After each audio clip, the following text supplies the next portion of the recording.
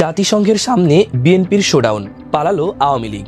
আওয়ামী লীগ এবং বিএনপি সমর্থকের মধ্যে মারামারি দেখা যাচ্ছে যে ছাত্রলীগের হৃদয় আহত হয়েছেন।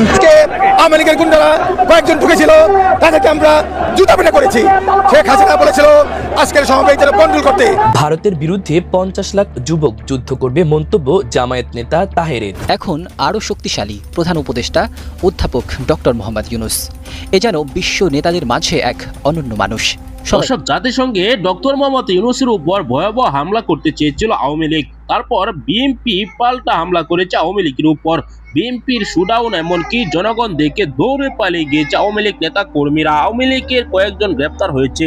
দর্শক, জাতিসংঘে গিয়ে এবার যে ভাষণ দিয়েছেন ডক্টর ইউনূস, এমনকি বিশ্ব নেতাদের সাথে সাক্ষাৎ করেছেন, যে সুখবর এনেছেন, সে সকল ভিডিও আমরা দেখবো এই ভিডিওতে। অবশ্যই ধৈর্য সহকারে ভিডিওটি শেষ পর্যন্ত দেখবেন।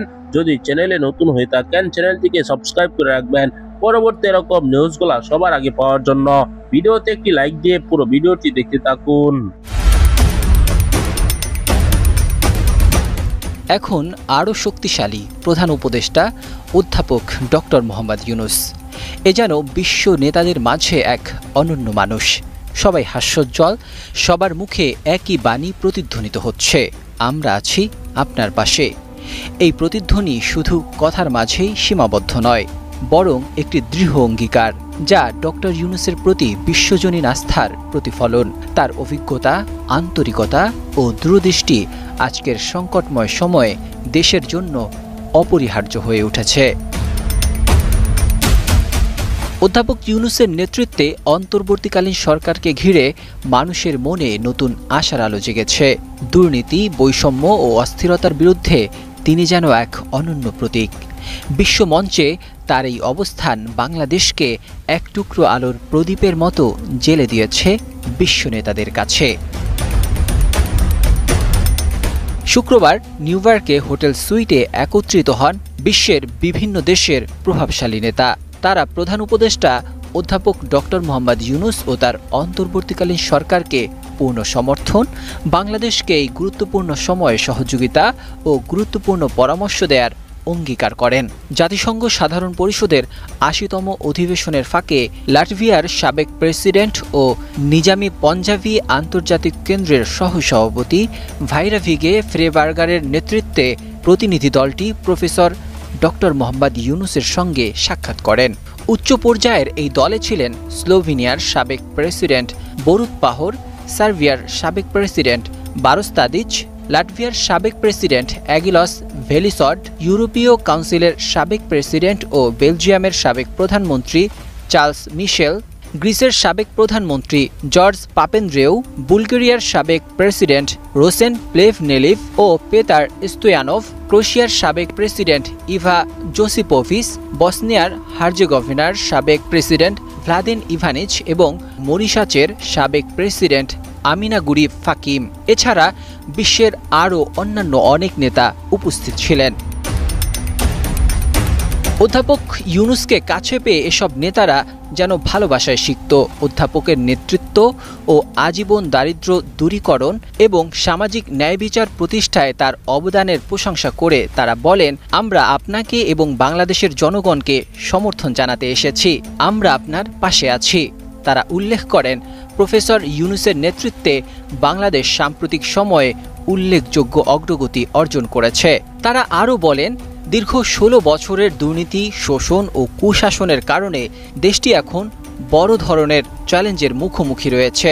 এছাড়া এনজিআইসির ভাইস প্রেসিডেন্ট ইসমাইল সেরাগেলদিন বলেন, আপনার প্রয়োজন হলে আমরা আছি। এ সময় প্রফেসর ইউনূস বলেন, সীমিত সম্পদের কারণে জনগণের প্রত্যাশা পূরণ করাই এখন সবচেয়ে বড় চ্যালেঞ্জ।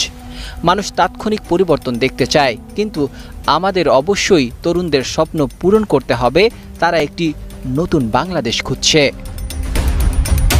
আজকে আওয়ামী লীগের গুন্ডারা কয়েকজন ঢুকেছিল, তাদেরকে আমরা জুতা পেটা করেছি। শেখ হাসিনা বলেছিল আজকের সমাবেশ কন্ট্রোল করতে। যারা এই সমাবেশ কন্ট্রোল করতে পারবে তাদেরকে লক্ষ লক্ষ ডলার পুরস্কার ঘোষণা করা হয়েছে, কিন্তু তাদের কোনো পাত্তা নাই। আওয়ামী লীগের পাত্তা নাই। যুক্তরাষ্ট্রের ঘাঁটি বিএনপির ঘাঁটি, যুক্তরাষ্ট্রের মাটি দেশনেত্রী বেগম খালেদার ঘাঁটি, যুক্তরাষ্ট্রের মাটি দেশনায়ক তারেক রহমানের ঘাঁটি। আমি তো একটু আগে বার্তা দিয়েছি TVN 24-কে 24 ঘন্টা হয় 24 সেকেন্ডের ভিতরে প্রতিরোধ করছি। এটাই হচ্ছে TVN 24 কে আমি বলছি না খেলা শুরু। আবার খেলবেন আসেন, এবার গগস খুলি খেলবো, খেলা হবে। দুটা লাঞ্চ দিয়ে দিয়েছি, জীবনও দিয়ে দেবো। আমেরিকার মাটিতে আমরা ভয় পাই না, আর বাংলাদেশের তো খেলা আরো হবে। ধন্যবাদ। আমি অর্ক। আল্লাহ হাফেজ, বাংলাদেশ জিন্দাবাদ। আমার হাতের অবস্থা আমার লাঞ্চ দুটা নাই ভাই, হাতটা বাঁধে দিলাম। এটা ওই যে কুত্তা লেগে আসছে যে ওদেরকে পাঞ্চ করছি, স্ট্রেট পর পাঞ্চ করছি।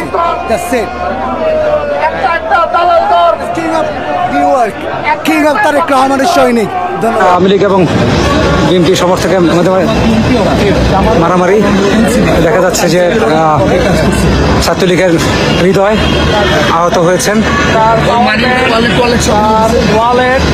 এই সেই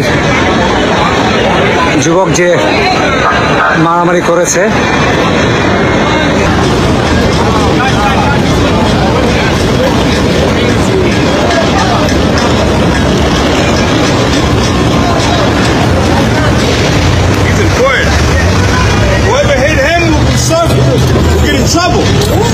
প্রিয় দর্শক, গত কয়েকদিন যাবৎ ধরে বাংলাদেশের আওয়ামী লীগ নেতা কর্মীরা এমনকি বিএনপি নেতা কর্মীরা জাতিসংঘের সামনে আন্দোলন করছে।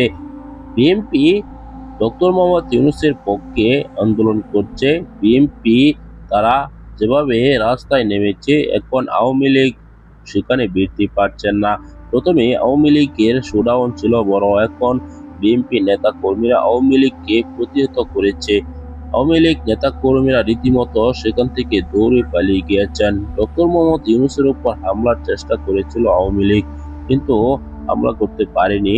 আক্তারের উপর হামলা করেছিল প্রথমে, তারপর তারা আর হামলা করতে পারছেন না, কেননা আওয়ামী লীগ নেতা কর্মীরা এখন জাতিসংঘের সামনে যেতেই ভয় পাচ্ছে।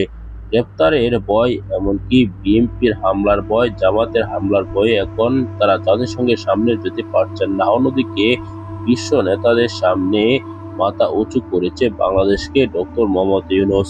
তিনি একের পর এক বৈঠক করছেন, সেই বৈঠকে রীতিমতো কঠিনভাবে ভেসে যাচ্ছেন ভারত। বাংলাদেশকে এখন এশিয়ার মধ্যে শক্তিশালী দেশ গড়ে তোলা হবে, এরকমই বার্তা দিচ্ছেন আন্তর্জাতিক নেতারা। দর্শক, আপনারা এই ভিডিওতে দেখেছেন, এই সকল বিষয় নিয়ে আপনার কি মতামত কমেন্টে জানাবেন।